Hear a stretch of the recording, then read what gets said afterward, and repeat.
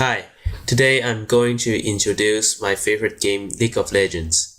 League of Legends is a strategy type of game as this game depends mostly on strategy, decision making, and cooperation with teammates to win the game.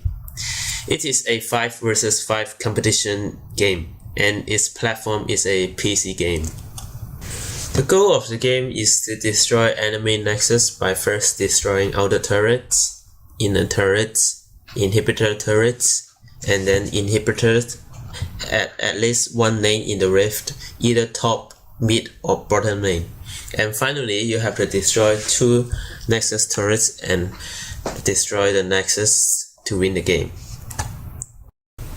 Okay, then let's talk about the design qualities of the game. First, I want to mention about the game mechanics of this game. For the space mechanics, the playing area is shown by the minimap at the right bottom of the screen. Basically, it has bases, top lane, mid lane, bottom lane, and jungle area in each team. And of course, you can go around the enemy jungle and enemy bases. For the rule mechanics, I want to talk about implicit rules, constitutive rules, and operation rules. For the implicit rules, no using third-party cheating system. League of Legends encourage fair play, and if they find someone using cheating system, and they will be banned permanently. For the constitutive rules, one of the constitutive rules in the game is the calculation of damage dealt and champions' abilities cooldown. For example, when you release an ability to the enemy, the rules help calculate how much damage is dealt to the enemy. For the operation rules, there are 3 basic operation rules in the game. For the first one, right-click on the ground in playing area to control the movement and direction of your champion. For the second one, right-click on the enemy you want to attack to basic attack the enemy. And for the third one, press Q, W, E, or R from the keyboard to release abilities of your champion. For the action mechanics, there are 3 types of action I want to talk about: repeatable actions, operative actions, and resultant actions. For the repeatable actions, one of the repeatable actions in the game is that players have to keep on right-clicking to control the movement of the champion all the time. For the operative actions, there are 2 examples of operative actions in this game. The first one, controlling the movement of the champion, and the second one, attacking the enemy, minions, and turrets. The reason why there are many people playing League of Legends is because there are lots of resultant actions in the game.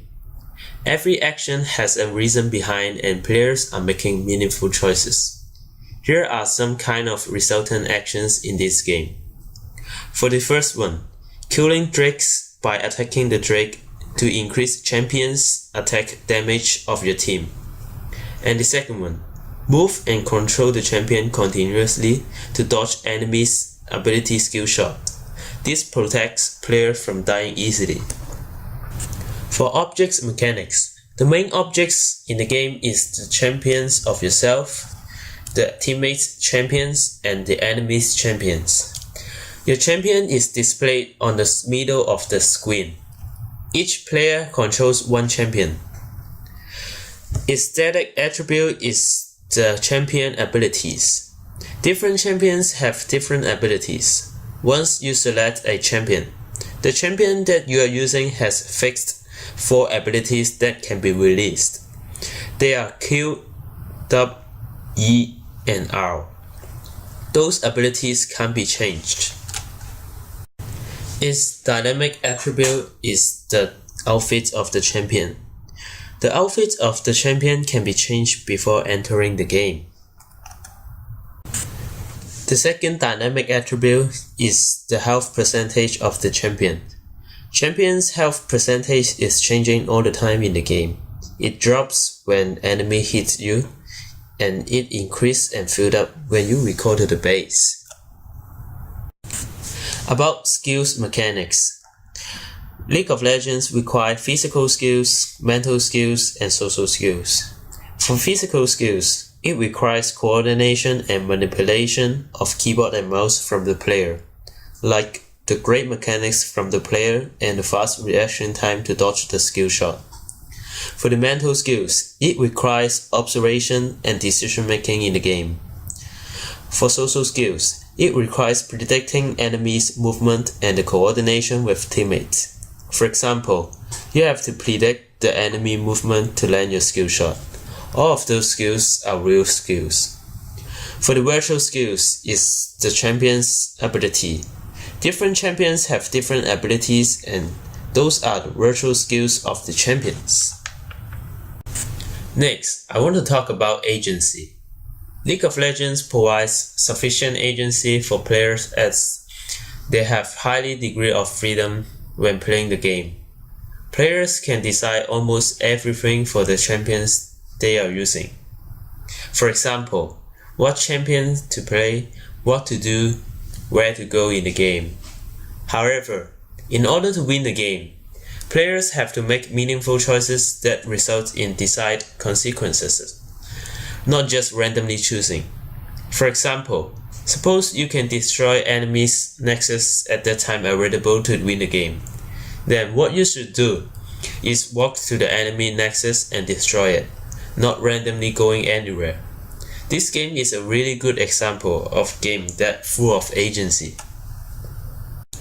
After that, I want to talk about game feel and game controller. This game is a third-person feel, so we can clearly see the champion we are using and how their abilities is released. Based on that point, players can easily control their champion in a 5 vs 5 team fight and it won't mess up. For the game controller, this game uses keyboard and mouse for game controllers. Besides, it uses Q, W, E, and R on keyboard to release champions' abilities. We can release different abilities in a very short time since the buttons are close by.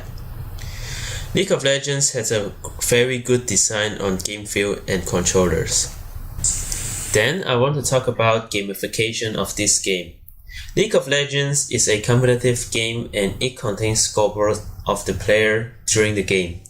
Scoreboard and competitive game mechanics in this game motivate people to practice more and get more kills or higher KDA than the enemy's team.